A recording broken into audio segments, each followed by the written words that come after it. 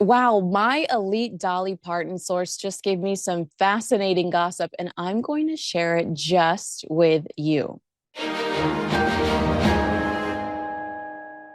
Dolly Parton has had notable interactions with the British royal family over the years, blending her Southern charm with royal protocol. And we are going to get all into that. But before we dive into my Dolly exclusive, make sure you subscribe to the channel Kinsey Schofield Unfiltered now for similar content.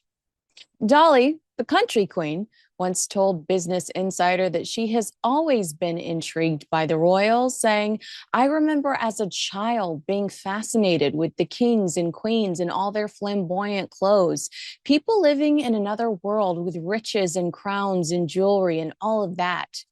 In 1977, during Queen Elizabeth II's Silver Jubilee celebrations, Dolly Parton performed at the Royal Variety Performance in Glasgow.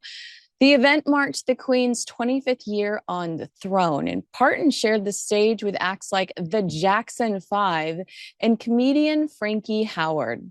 Reflecting on the experience, Parton recalled being nervous about meeting the Queen, particularly about executing the perfect curtsy. But she talked about it in, a totally adorable and polite way, unlike you know who.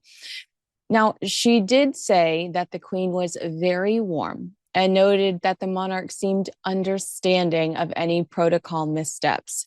Dolly remembered when I actually got to meet her, she was very sweet. And she described the experience as one of the biggest thrills of her life. In 2023, while promoting her rock album Rockstar in the UK, Parton received an invitation for tea from Catherine, Princess of Wales. Now, due to her jam-packed schedule, she's a rock star, you know the drill. Dolly actually reluctantly had to decline the invitation. She later hilariously joked that she turned down the invite because Catherine wasn't going to promote her album. She explained, I felt so bad. I couldn't even go because they had all of this stuff set up. Following the Miss Tea Party, Parton extended an invitation to Prince William, Princess Catherine, and their children, Prince George, Princess Charlotte, and Prince Louis, to visit her Dollywood theme park in Tennessee. She expressed enthusiasm about hosting them, telling Closer magazine she would love to welcome the Wales family to Dollywood. She said, Oh, I would absolutely love for them to come. That would be fantastic. The kids could go on all the rides, and we would treat them like royalty. Of course, Parton was ready to roll out her own brand of Southern style royal treatment, joking, I'd give Kate my mashed potatoes. I wouldn't put on any airs for them. I would just let them enjoy what we enjoy. And I'm sure that's the way they would want it. I would love to have those kids at Dollywood.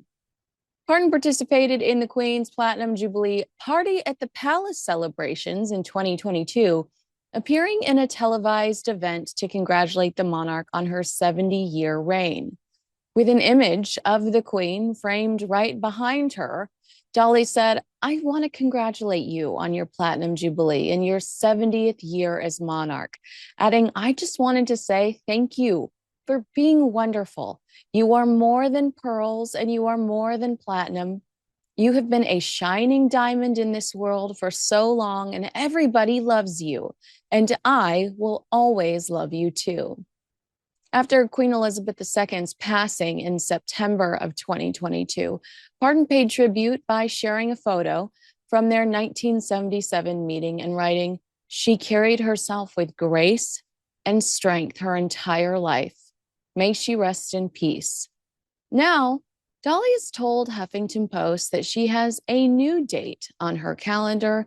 She said, I'm going to go to England in October, and I'm going to actually, hopefully, get to have tea with the Queen. She added, I think they're involved a lot with our imagination library there. Queen Camilla, in particular, has founded the Queen's Reading Room, a literary charity and book club. Dolly gloated, I'm going to go over there and kind of really rub elbows with royalty.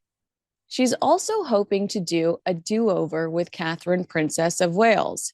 She told the Huffington Post, I don't know if that offer still stands, but if she wants me and I'm there, I'll be right there with tea bags in hand, the country crooner cackled. Here's where the plot thickens. My Dolly source says the Huffington Post interview isn't all it seems. Apparently, there was a slight annoyance from Team Dolly after the Huffington Post asked her to comment on Meghan Markle. Have you heard of a Q score? It's like Hollywood's secret weapon for deciding who gets cast, who lands endorsements, and who ends up on magazine covers. They talked about it at length during the Johnny Depp and Amber Heard trial. Q score is a metric used in Hollywood and the advertising world to measure how well known and well liked a public figure, brand, character, or show is. It's basically a popularity rating that helps studios, marketers, and networks decide who has real star power. High Q score equals highly marketable. Think Tom Hanks or Dolly Parton. Low or negative Q score equals potentially polarizing or unknown, like a scandal plagued celeb or even a meanie. My source exclusively told me Dolly has the top global Q score, beloved by all. And Team Dolly allegedly fears any association with Meghan Markle might jeopardize that. They told me Meghan's team has been proactively trying to get the quote Dolly PR boost. Now, my source believes Meghan has sought Parton's endorsement, giving me the example if she were even to say, oh, I just love them or love Meghan, that would be a huge win for the Sussexes. Dolly has been asked about Meghan so often lately that my source finds this suspicious, saying they have been asking about her in every interview. The Huffington Post, no different. One of the first paragraphs in their Dolly piece reads, HuffPost asked Parton, who is America's version of royalty, if she would be open to collaborating with Meghan Markle, another American royal who has a cooking and lifestyle show. Dolly, the most unproblematic celebrity ever, replied, like the well-trained PR champ that she is, well, never say never. You never know where you're going to go, before diverting the conversation to her upcoming visit with Queen Camilla, an actual working royal. But my source was much more willing to say never, along with telling me a secret. Oh, she won't see Meghan. I doubt that, they shared. Then they dropped this bombshell. Meghan's team has, quote, openly pursued Dolly for the Netflix show. Dolly declined, and now the interviewers are adding Meghan questions. Team Dolly doesn't want the comparisons. According to YouGov, Harry's favorability rating, Prince Harry, has dropped to 27%, its lowest for more than 2 years. And Meghan's is now at 20%, the lowest since YouGov even started tracking her back in 2017 when her and Prince Harry announced their engagement. Any association with Harry and Meghan would just attract negative attention.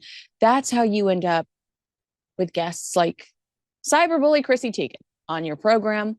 So Dolly allegedly tells Meghan no, and then proceeds to dodge questions about her. Coincidence or a pathetic whisper campaign developed by one of the UK's least popular royals? Let me know what you think in the comments below. Agree with me, disagree with me? I want your take too. Make sure you like, subscribe, and share this video with a friend. I cannot wait to see any sort of video or photos of Dolly with Queen Camilla. I think that that's going to be an absolute hoot. I think it's going to be so cute and so fun. And I really do hope that Dolly and Catherine, the Princess of Wales, have an opportunity to get together. But I don't see what Dolly and Meghan Markle have in common, and it annoys me that she's having to dodge questions about Meghan Markle, but not as much as it apparently annoys her team. So I'm looking forward to your feedback. Thanks so much for watching. I'm Kinsey Schofield.